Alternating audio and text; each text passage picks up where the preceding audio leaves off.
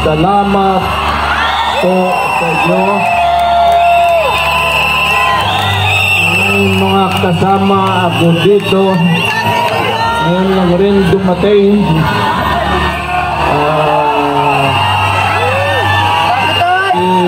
Ipe, Senator Bongo, Senator Bato,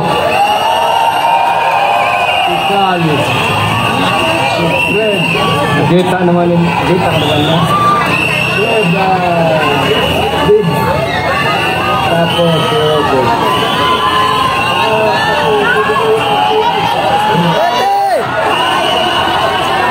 ano kayo bigyan para naman masayahan kayo at masayan siya. At may ikwento lang niya, may kwento niya sa pamilya niya pag-uwi niya. 10 to 15 minutes. Senator Bato.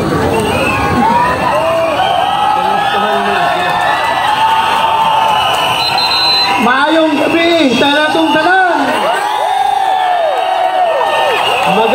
Magandang gabi sa ating lahat. Alam nyo, andito kami ngayon. Senator Bongo at yung ating mga kasamahan lahat andito dahil gusto namin ipakita kay Pastor Tibuloy na ang pagiging kaibigan ay hindi lamang kaibigan sa magandang panahon. Kaibigan tayo kahit na masama ang panahon.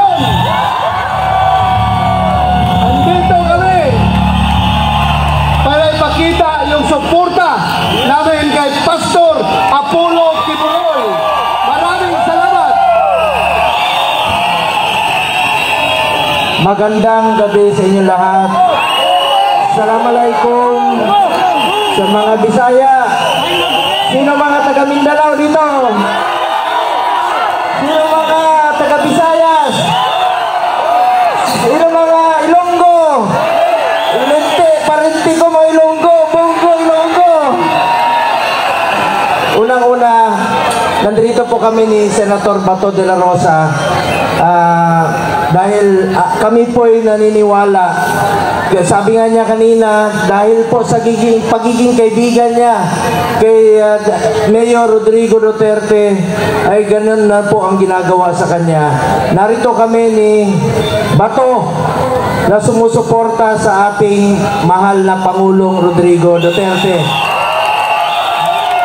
Mahal niyo si Pangulong Duterte? Pag mahal niyo si Pangulong Duterte, mahal natin ang ating kapwa Pilipino.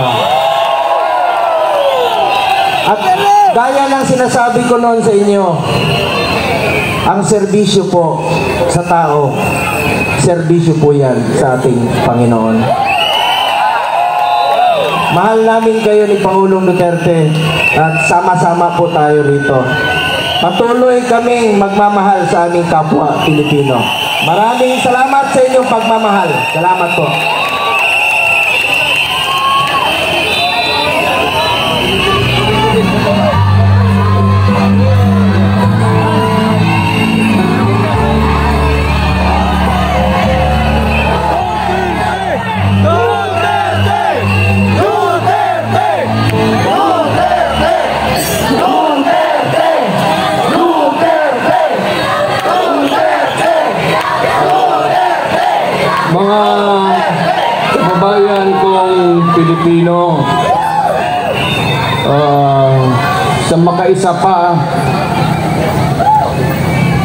Ngayon ko lang rin kayo nakita eh. Nung umalis ako ng Malacanang, ngayon lang. So, pagpatawarin po ninyo ako, maghingi ako ng tawad. It comes late, but maraming salamat sa inyo. At ginawa ako ninyong presidente.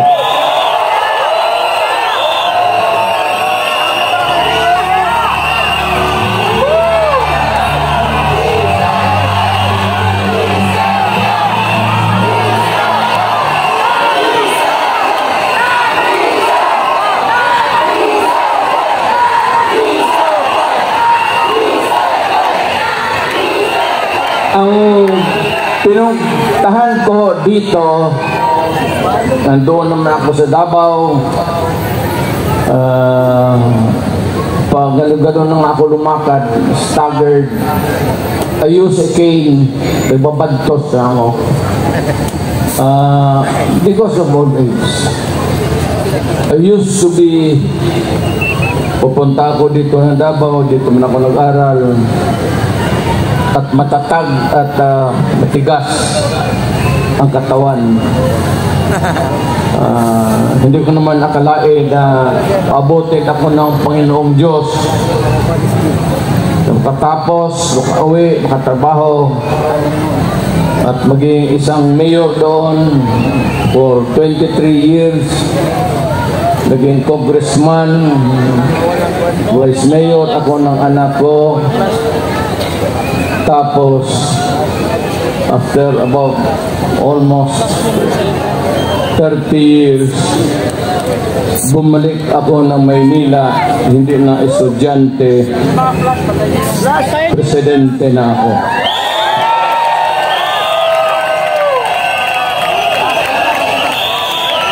Itong ibigay ko sa inyo, maliit ito na bagay.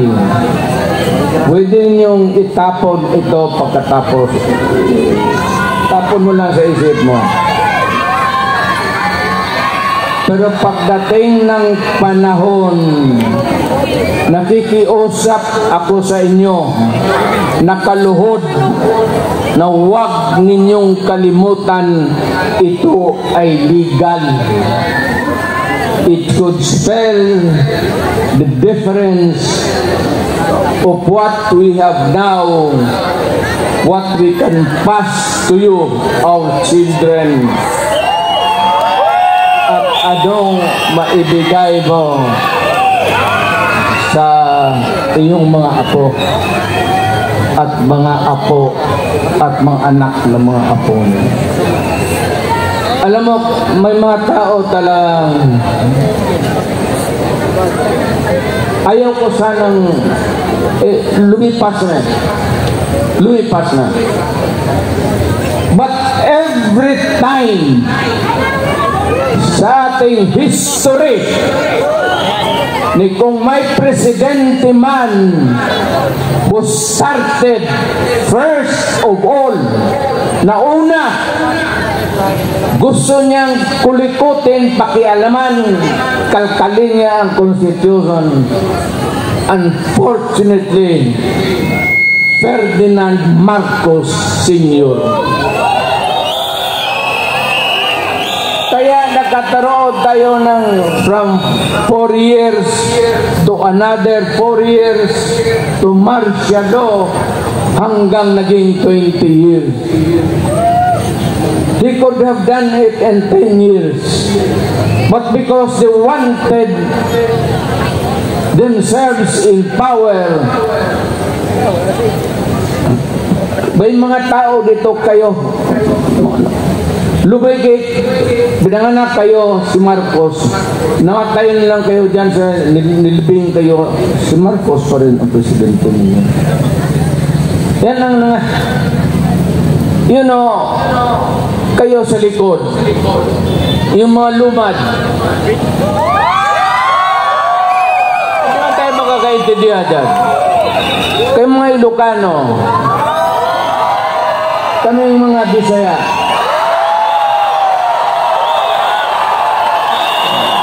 mga waray, mga muro. Noong unang panahon, nakakaintindihan ba tayo? Noong una, inalipin tayo ng mga Espanyol. Wala tayong pulbura. Ang sekreto niyan, pulbura pati kanyon. So nung unang putok-putok at mabuti na lang itong si Magellan, sumimple, pumunta sa likod ni Magellan at pinutol yung itlog niya ni Magellan.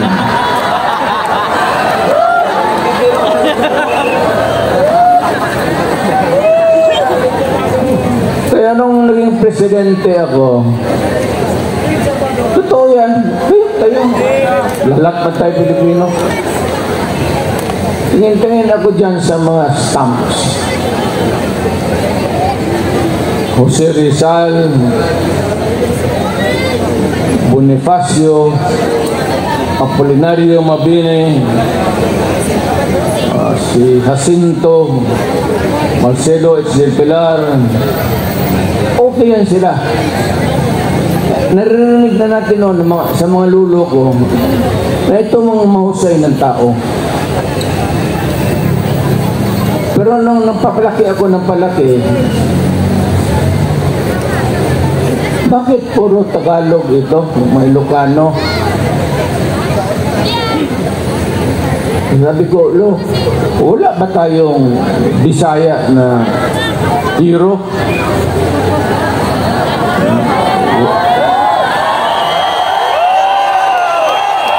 Wala manap. Nakalimutan lang tayo ng mga Tagalog kasi sa Bisaya lang tayo. Tumputan ka. Kaya nung na-presidente ako, tinawag ko ito mga historical commission natin. Yung tayo, anong mga stamp natin. Hoy! Yan.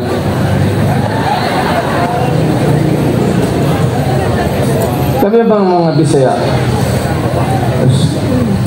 Sino ang hero namin?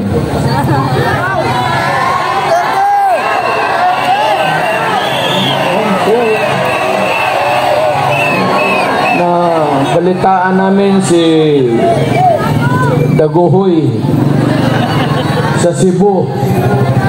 Ang problema kay Daguhoy, of later years, nung bago na, ito mga pulis na gago, lahat mga pulis, ang tawag nila sa mga ganon, Daguhoy. Kung bakit ito gipangalan Daguhoy yung mga animal na kriminal na? Paano na si Daguhoy, hindi natin mahiro? O sino pa sabi doon? Yung tigas na Cebuano, sino? Sabi man nila, meron man sir. O sino? Pero isda man siya. Sino? Si Lapu-Lapu sir. Yun ang pumatay kagwedip. Bukas pag walang istampa kaya ngayon nandyan na si Lapu-Lapu, tapos si Daguhoy. So, sinabi ko sa mga pulis at military, huwag na ninyong tawagan yung mga hold-upper, mga kidnapper na Daguhoy. Ayaw ko bakit nakaugulian nila. Hindi naman sinasadya siguro. Pero medyo may 2-3 na kami. Kung mamatay si Pepe o si Bongo, madagdagan natin ng pangatlong hero.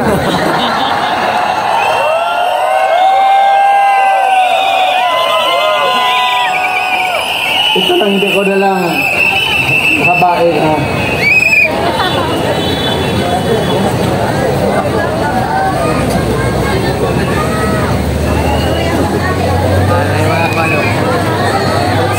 Ito ba dalawang papel? Ito yung konstitusyon ngayon. Bantay kayo dito. Bantay kayo dito. It would have a long and lasting, miserable life for you all. Ito yung konstitusyon natin. Ang una talang gumalaw nito, iba-iba niya, si Marcos. Maniwalat ka hindi. After a few decades, ang pangalawang taong gustong kumalkal ng konstitusyon natin, Marcos rin.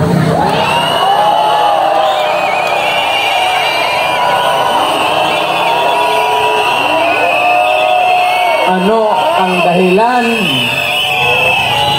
Gusto lang nilang ito.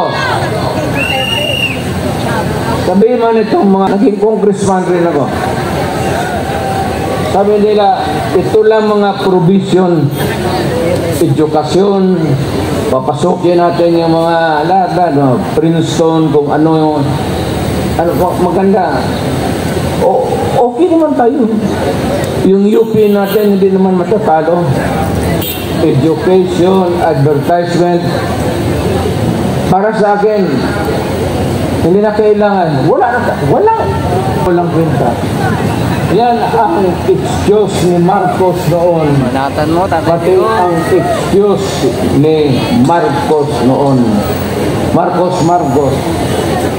Pareho yan nila. Except dito, isang linya lang. Yan lang ang target nila. Ito, excuse lang ito para mabuksan lang ang konstitusyon. Hindi mo sabihin na ito lang ang galawin namin. Pag nagalaw yung konstitusyon, walang makakapara. Lahat na everything go. Ang gusto nilang pakialaman, ito, yung termino ng tatay niya, na bunalastog niya, at itong konstitusyon ngayon ni Martin Romualdez, asawa ni Lisa, pati si Bongbong.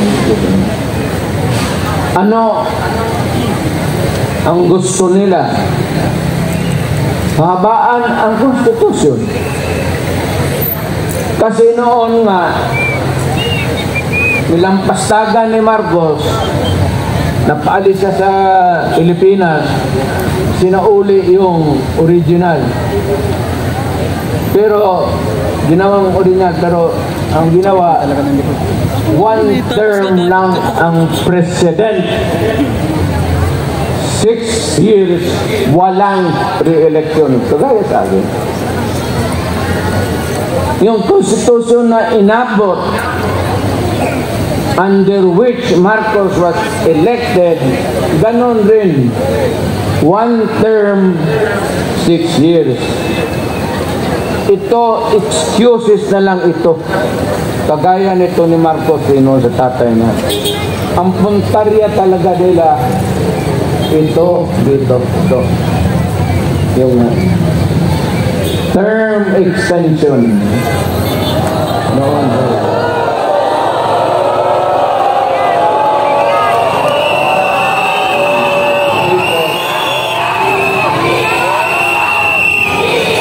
Yang Constitution,